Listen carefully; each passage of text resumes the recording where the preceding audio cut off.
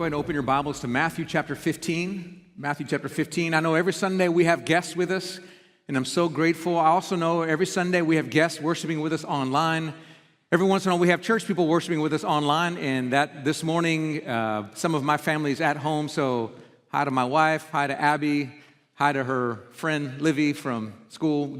She came home from college for a weekend, was so excited to get to be here at worship, and then woke up this morning not feeling good. So love you, baby, praying for you. My mom and dad are watching online. All the rest of you watching online, high five. Thanks for worshiping with us. All you in the room, if you're a guest, I want you to know what we're doing. We're going through the Gospel of Matthew, chapter by chapter, verse by verse, just working our way through. Last week, we hit the hinge point of the second half of the book. It's 28 chapters, so we moved on to chapter 15. So we're over halfway through the book now, praise God. Been learning some dynamite truths, but each truth builds on the last one. So I want to remind you what we learned last week. So last week, we learned Jesus teaching his disciples, cutting through the confusion of what makes a person clean or unclean. Now, if you know anything about the Jewish people, they had all these rules and regulations because they thought that what would defile them, make them unclean, was outside of them. It was what they touched or what they ate. And Jesus was saying, no, it's not what outside you that makes you unclean. It's what's inside you that makes you unclean. It's your heart. And now Jesus is going to confront how that wrong view affects their view of others, of people. Because according to the Jewish mind at the time of Jesus, there was this belief that there were some people who were clean by birth and some people who were unclean. If you were a Jew, you were clean. If you were anything but a Jew, you were unclean. Like every other Jew, their terms were you were Jew or you were a Gentile. A Gentile just means a non-Jew. And so you were clean or you were unclean. And Jesus is going to confront this wrong idea about who's clean and who's not clean through the story of who should have been the most unclean of all, a Canaanite woman. So we're going to jump into the passage in verse 21. So Matthew 15, just read the first couple of verses with me, beginning in verse 21. It says, "And Jesus went away from there and withdrew to the district of Tyre and Sidon. And behold, a Canaanite woman from that region came out and was crying, 'Have mercy on me, O Lord, Son of David. My daughter is severely oppressed by a demon.'" Now, before we jump into the story in earnest, I want to set up the context. I think it's really important for you to understand what's going on. So he said that he was in the region of Tyre and Sidon. Now, this was a brand new phase in Jesus' ministry because up to this point, he has done all his ministry on Jewish soil, among the Jewish people, in Galilee or Judea or in between, other than a little brief excursion through Samaria.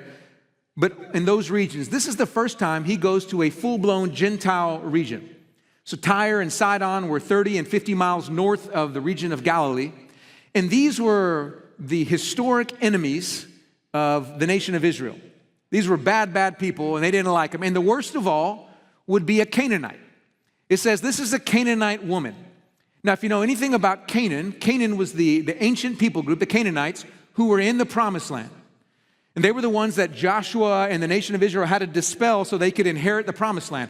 And these were the ancient foes that everybody hated among Israel.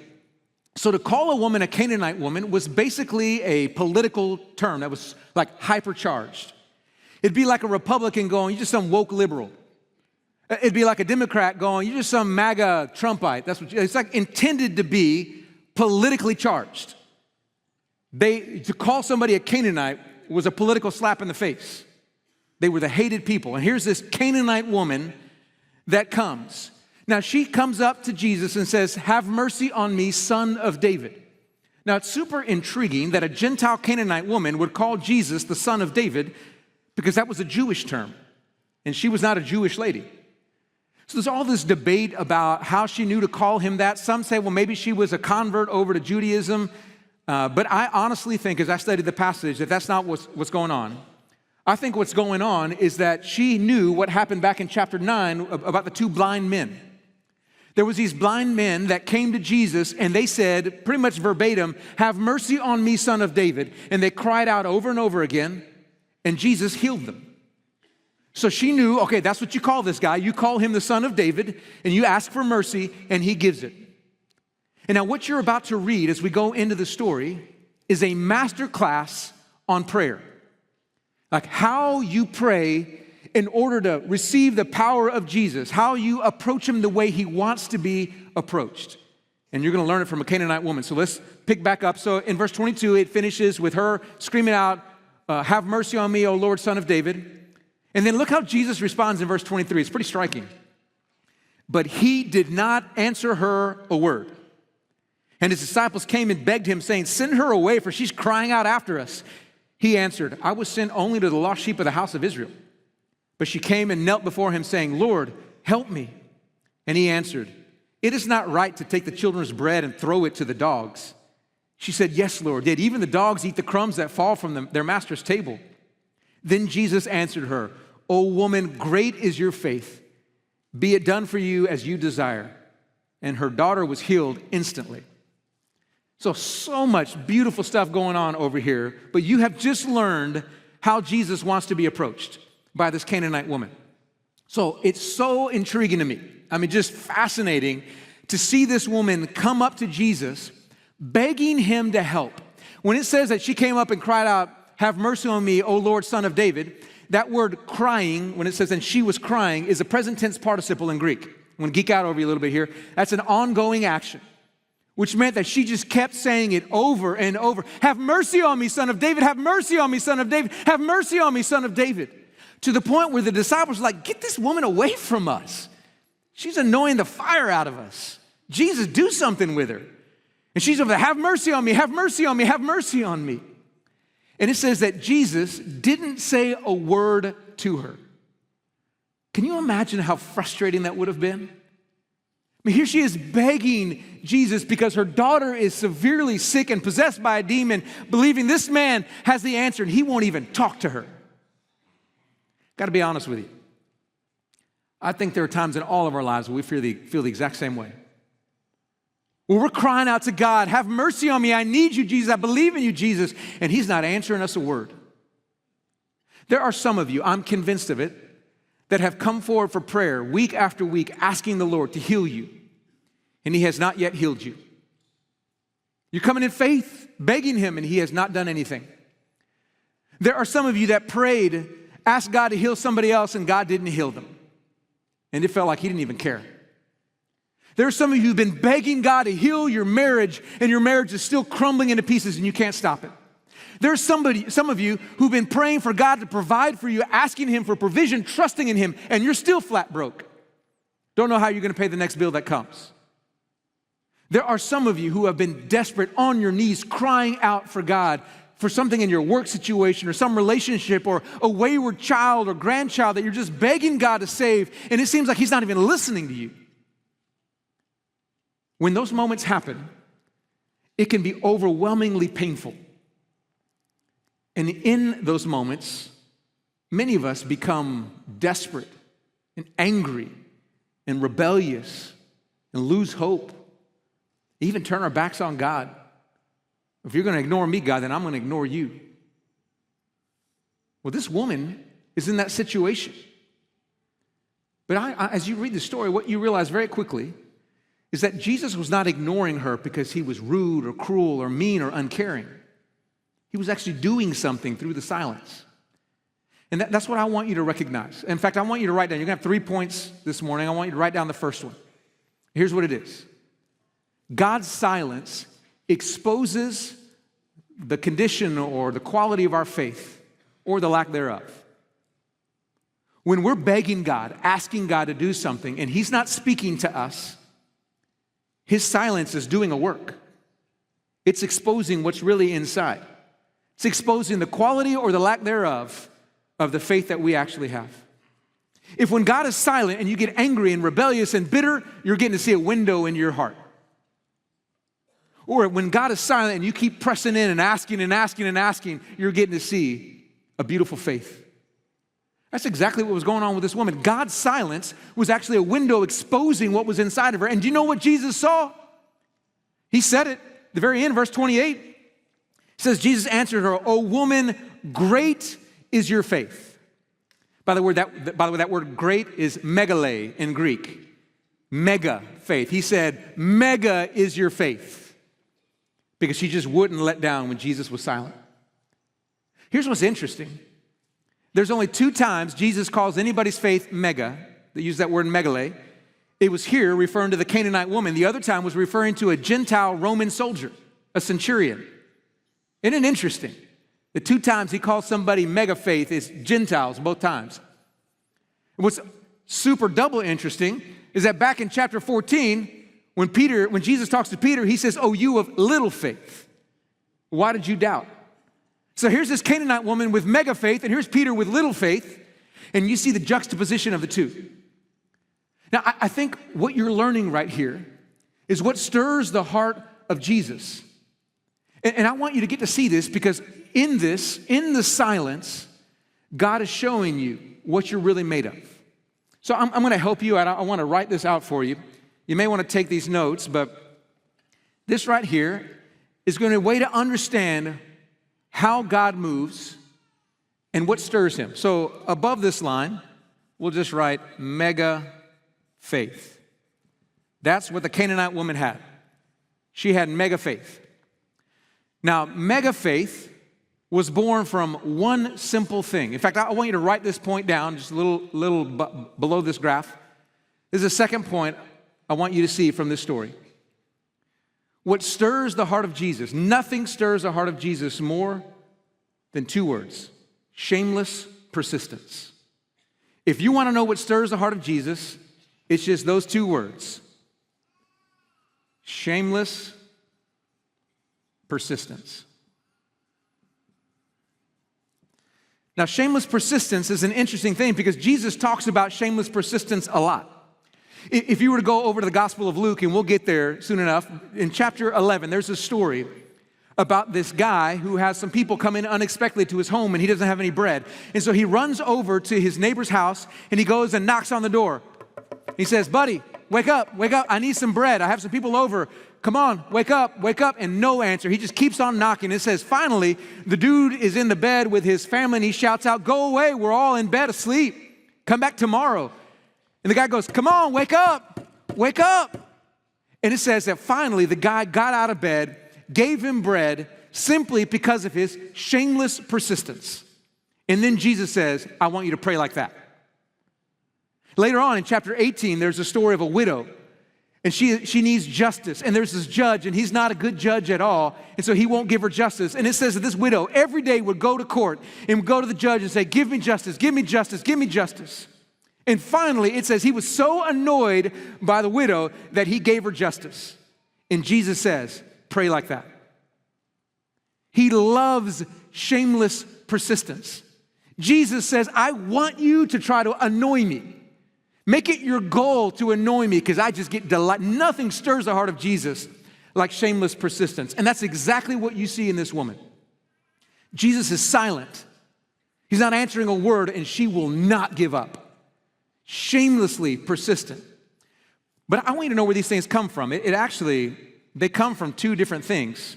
So the persistence comes from this one four-letter word, hope. Hope is what brings persistence to her because she fully believes that this guy Jesus can do something for her daughter. Now here's something interesting. It doesn't say this in the passage, so there's a little bit of holy speculation over here, but I feel confident this is likely true. So she's from Tyre and Sidon, and right next to the city of Sidon, about 3 miles away, is a temple to a pagan god called Eshmun. Now, Eshmun was the pagan god of healing. In fact, people would come all over the Roman world to Sidon just to go to the pagan temple to find healing from Eshmun. I have no doubt whatsoever that this woman, this Canaanite woman, whenever she needed healing for her daughter, went to Eshmun and tried to get healing over there and found none of it with Eshmun. I have no doubt she spent tons of her money going to doctors trying to get healing because obviously this woman loves her daughter and none of them could do a thing for her. And she is desperate and overwhelmed, and then she hears about a guy named Jesus. She hears about how he's given sight to the blind, how he's raising the dead, how he's casting out demons, and hope swells in her. And she goes running to him and says, "This is the guy who can heal my daughter." And because of her hope, she will not give up. Even when Jesus is totally ignoring her, she will not give up because she goes, "That guy right there is the one who can heal my daughter, and I'm not leaving until he tells me to shut up or gives me what I need." Hope gave her persistence. But there was something else going on in her, equally important. It's this word, humility. There was profound humility in this woman, and that actually led to her shamelessness. I want you to notice in the text what it says, because it's super intriguing. Whenever she comes, and they're saying, send her away, she won't give up, she keeps crying out, Jesus says something that feels like a slap in the face. It says, he answered, I was only sent to the lost sheep of the house of Israel. Going, listen, woman, you're a Gentile. I was only sent to the Jewish people. I don't know about you, but most of the women in my life would be like, oh, no, you didn't. You tell me, well, you think you're better than I am because you're Jewish and I'm a Gentile? You would think that's the way that she would respond, as an affront. Like, how dare you say that to me? You only came to the lost sheep of Israel. You think you're so much better than everybody else. But you don't see that in her at all. In fact, the very next thing after Jesus says this, it says in verse 25, but she came and knelt before him saying, Lord, help me. That word to kneel before, it's a very intriguing Greek word. It's the Greek word proskuneo. It's two words put together, which is very common in Greek. Pros, which means toward, and kuneo, which means to act like a dog. It comes from the Greek word kuon, which is the word for dog. So to proskuneo is to act like a dog towards somebody. And this is, interestingly, it's also the word for worship. When they said they worshiped Jesus, they would proskuneo. It's the idea of, you're going to have to go down with the camera here, of getting like a dog, just coming up and just getting below the master. Maybe even licking the master's feet, But it is total submission. It is total humility. That's the way she's coming before Jesus. She's not offended that Jesus said, I came to the lost sheep of Israel. She's saying, no, I'm coming to you like a dog submitting before the master saying, help me. That's the image, which also, by the way, makes more sense why Jesus says what he says next. So after that low moment of saying, I didn't come for the Gentiles, and she comes with humility, listen to his next answer, because if the first one didn't offend her, the second one really should have. He said, it's not right to take the children's bread and throw it to the dogs. He's calling her a dog in that moment. The children are the house of Israel. The bread is his power. And he's saying, it's not right for me to take what's given to the Jewish people and throw it to the dogs. By the way, that was the number one slur that Jewish people gave toward Gentiles. They called them dogs. And every one of the Jews was like, that's right, get this dog out of here. Every one of the disciples even were thinking the exact same thing. It almost sounds like Jesus is throwing out a racial slur, but that's not what he's doing at all. He's testing the quality of her faith. He's exposing what is inside. And what he found was mega faith. What she said stunned Jesus in a beautiful way. Yes, Lord, yet even the dogs eat the crumbs that fall from their master's table. She's saying, I get it. I'm a dog. I don't deserve anything from you. I'm not even trying to be one of the ones that receive the full bread. But you're so strong, Jesus, that just one crumb that would fall off would be enough for my daughter. Just give me a crumb. And when Jesus saw that, he said, mega is your faith. It is done for you. She was shamelessly persistent because she was filled with humility, didn't make any demands of Jesus, just came humbly, but she would not give up because hope was inside her. She knew that man Jesus was the only hope. So with shameless persistence, she came before him, and her mega faith brought the healing that she needed. That's the way of the Canaanite woman.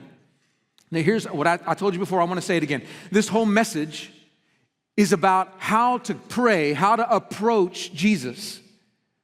I believe if you and I learned how to pray with shameless persistence, which, by the way, at the end of the service, you're going to have a chance to come forward for prayer.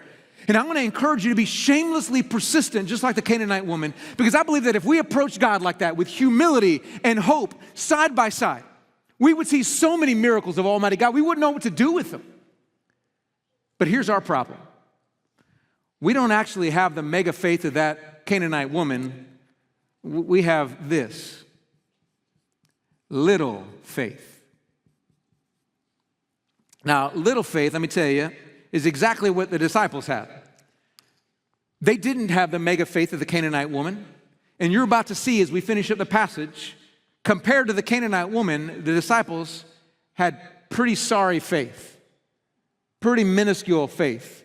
And we're going to learn a lesson about our problem and how to become more like the Canaanite woman. So let's finish up the passage and see the little faith of the disciples. Picking back up in verse 29. It says, Jesus went on from there and walked beside the Sea of Galilee. And he went up on the mountain and sat down there. And great crowds came to him, bringing with them the lame, the blind, the crippled, the mute, and many others. And they put them at his feet, and he healed them. So that the crowd wondered when they saw the mute speaking, the crippled healthy, the lame walking, and the blind seeing. And they glorified the God of Israel. Then Jesus called his disciples to him and said, I have compassion on the crowd because they have been with me now 3 days and have nothing to eat. And I am unwilling to send them away hungry, lest they faint on the way. And the disciples said to him, where are we to get enough bread in such a desolate place to feed so great a crowd? And Jesus said to them, how many loaves do you have? They said 7 and a few small fish. And directing the crowd to sit down on the ground, he took the 7 loaves and the fish, and having given thanks, he broke them and gave them to the disciples. And the disciples gave them to the crowds. And they all ate and were satisfied. And they took up 7 baskets full of the broken pieces left over. Those who ate were 4,000 men, besides women and children. And after sending away the crowds, he got into the boat and went to the region of Magadan. Okay, that's the end of the chapter. Now, there are some of you right now who were here a few weeks ago, and you're going, oh, Jason, you're re-preaching the same sermon. You must have got lost in your passage. We already covered this sermon a few weeks ago. And you might feel that way because it sounds almost identical to what we covered in chapter 14. But that was the feeding of the 5,000, and this is the feeding of the 4,000. They are different stories, but they are written almost identically, and that's with purpose. If you were to go back to chapter 14 and read verse 14, you see the same scenario. There are all these people coming up, and he starts healing them all day long. He has compassion on them. And then when it's time for them to leave, he says, I don't want to send them away hungry. Where are we to get food? And ultimately, the disciples go, we can't provide for them. And he says, bring what you got. And they brought just a little bit of bread, a little bit of fish. And it says that he multiplied the food. He had them all sit down. He gave the food to the disciples. The disciples gave them to the crowd, and they ate until they were satisfied, and they gathered up the leftover fragments. That was chapter 14. Chapter 15 is almost identical. In verses 30 and 31, the crowds are coming to him. He needs healing, so he's healing people everywhere. And afterward, they're tired and exhausted. He has compassion on them. He says, I don't want to send them away hungry. And the disciples again say, where are we to find food? And he says, what do we have? They bring what little sustenance they have. He has the people sit down. He blesses it and breaks it, gives it to the disciples. The disciples give it to the people. Everybody eats to their field, and they gather up the leftover fragments. Almost verbatim identical. To which you're going, why do the exact same miracle twice? Chapter 14, chapter 15. Well, there's a very important reason why Jesus did it where he was. The location was the most important part of the story. So in the first miracle, he did it in the Jewish territory. He was in the normal place where you would expect Jesus to do a miracle. I'll tell you why that's important in a second. But in this particular miracle, he is doing it in a place called the Decapolis. Now, it doesn't say it in Matthew, but if you were to read the same story in the Gospel of Mark, it says that he is in the Decapolis. Now, the Decapolis, if you think about, here's the Sea of Galilee. Down here on the bottom southeast corner, that's the Decapolis. By the way, Decapolis is Greek for 10 cities.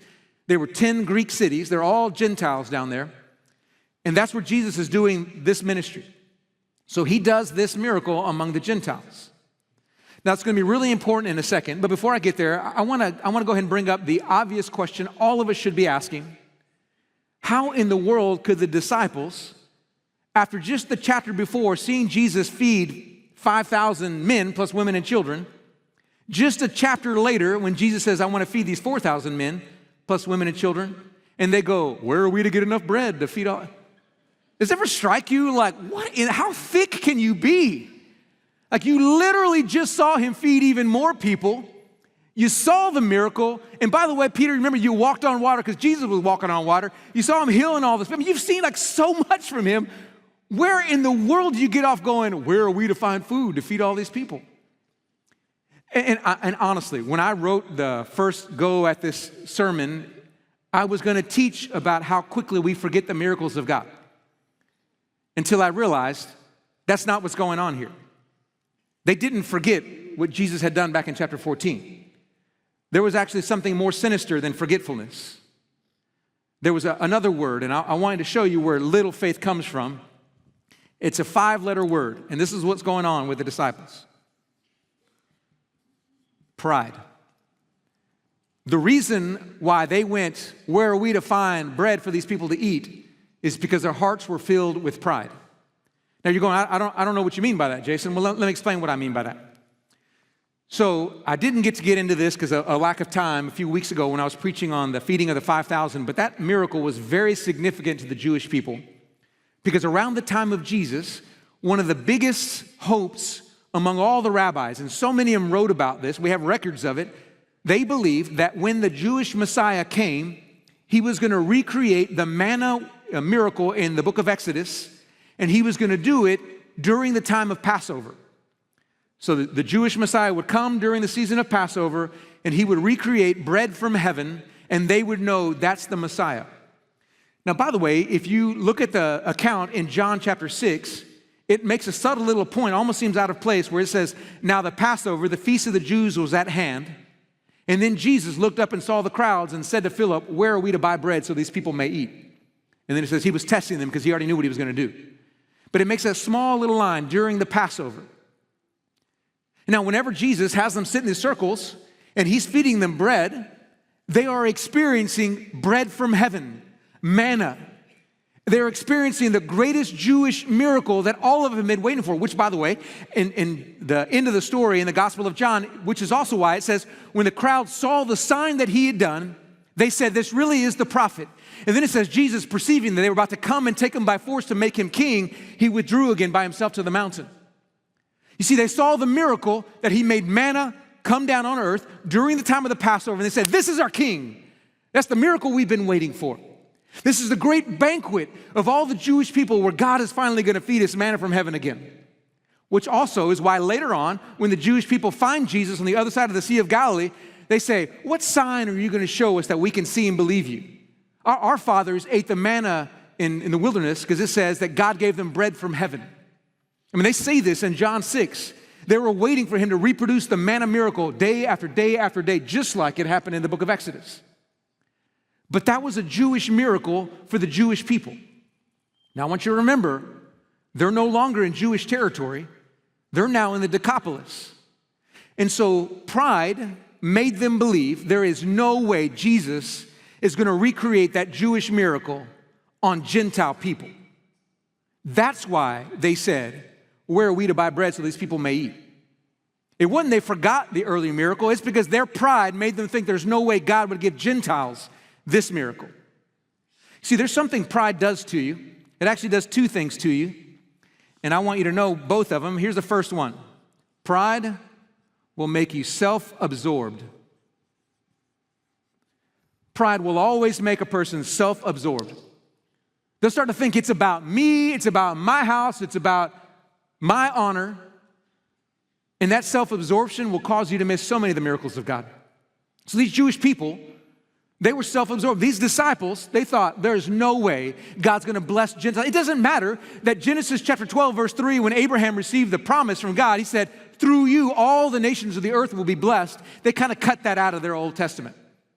I mean, all through the book of Psalms, whenever it says that the nations will be glad, all the nations will come and worship me, they kind of cut those out of their Bibles too. They didn't like those promises to the nations. They wanted it only for the Jewish people. And there was such a self-absorption among them, they thought there was no way Jesus would do this miracle on Gentile territory. By the way, before you start throwing stones at them, I'm going to tell you, we're self-absorbed people too. There are people who think politically different than we do, who live different ways of life. And we go, ain't no way Jesus is going to bless them the way he's blessing us. And we can become really self-absorbed really quickly. That's what's going on.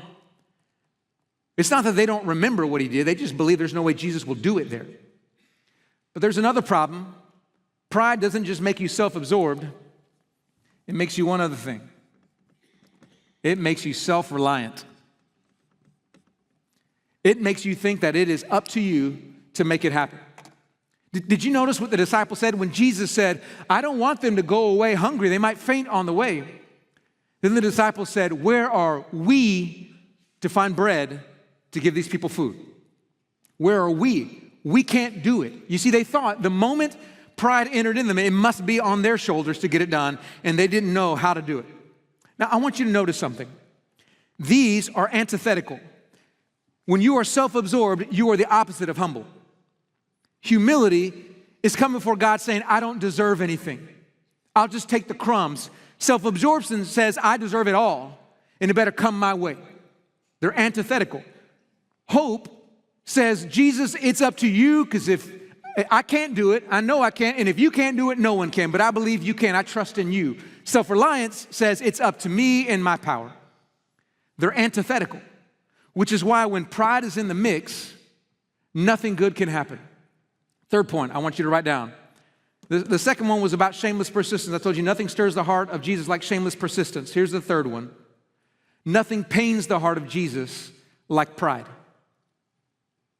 Nothing pains his heart more than our pride, because he knows it will rob us from experiencing all the miracles of God. I told you at the beginning that this message was about prayer. Doesn't seem like it, but it is about prayer.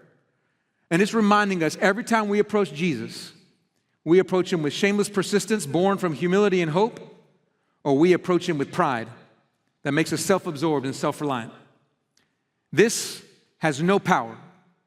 This has all the power of King Jesus. And we've got to decide how we're going to approach the Lord Christ.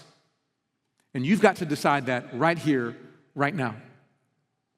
That was so interesting. This is something about the story that struck me as I was studying it. It's so interesting that Jesus used the disciples anyway, because they were obviously filled with pride.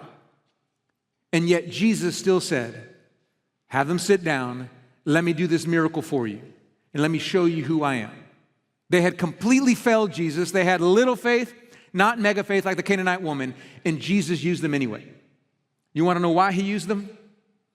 Because he's a God of grace. That's why.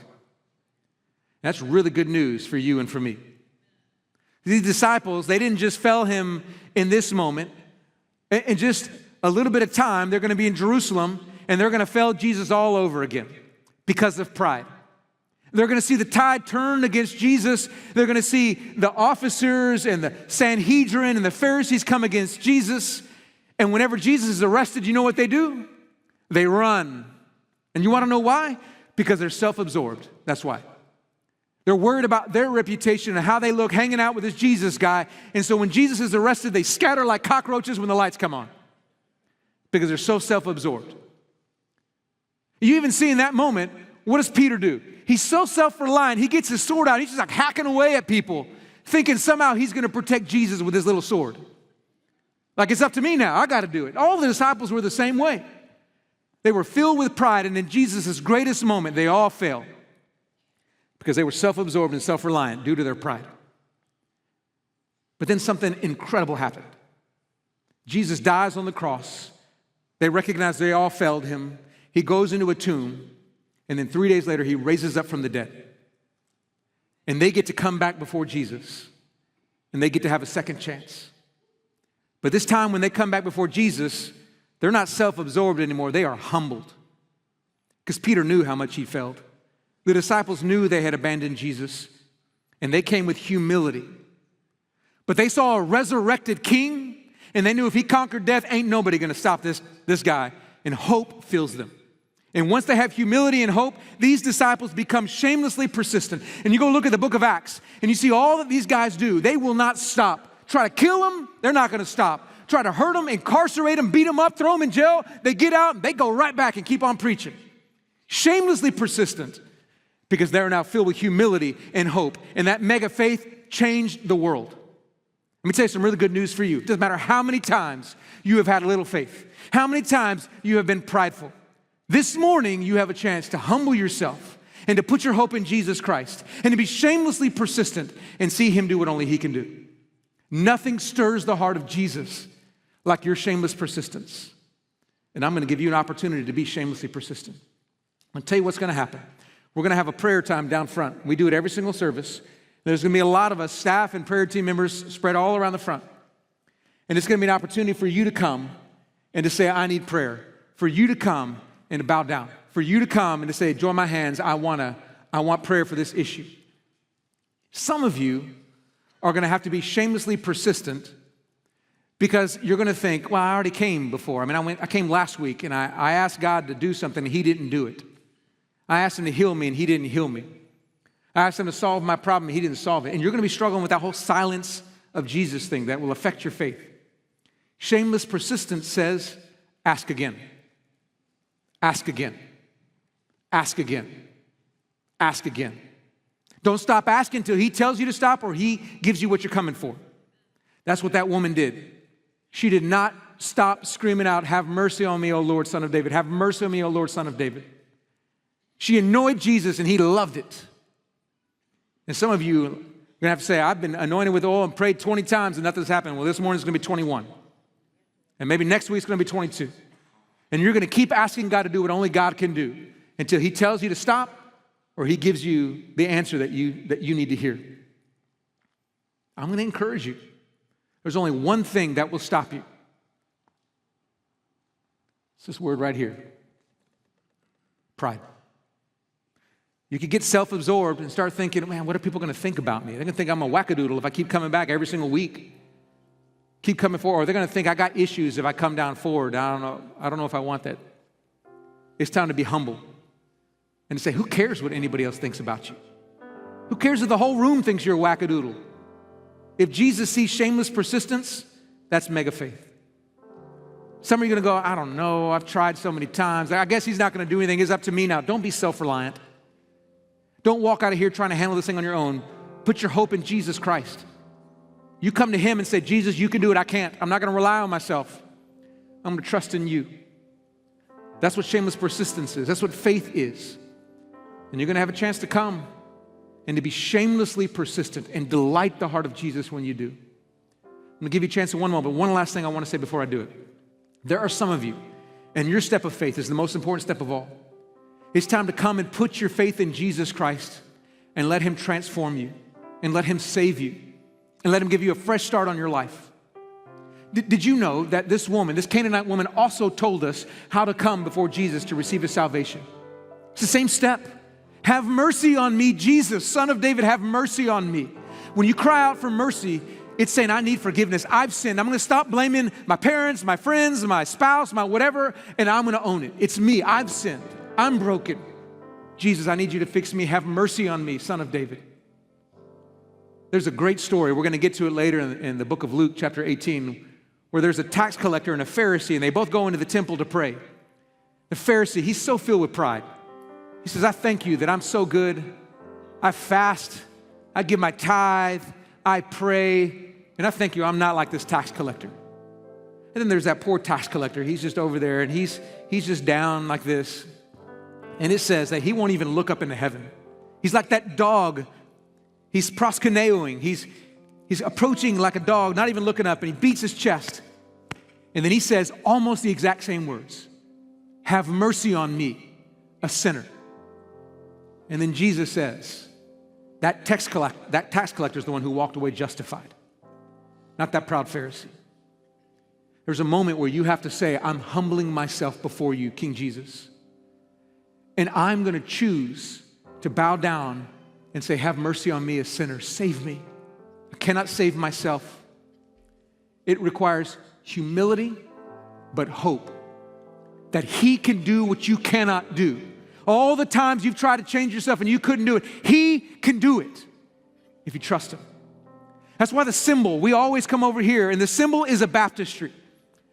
This symbol is a picture of humility. There's some water in here, and you go in and you die. And it's a picture, I got to humble myself. I got to get in this water and say, I cannot save myself. And then you come out of the water, and that's the hope you have, that as Christ was resurrected, you are resurrected with him. This is a symbol of humility and hope. This is the symbol of shameless persistence. But you've got to come. And here's what I want you to know.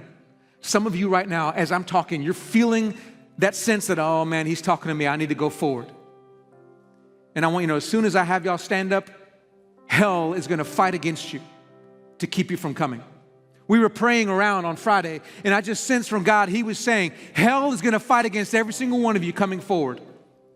Immediately, you're going to start having thoughts. They're lies from the enemy. No, you can't do it. You're not good enough. Your faith's not strong enough. You're not really going to change.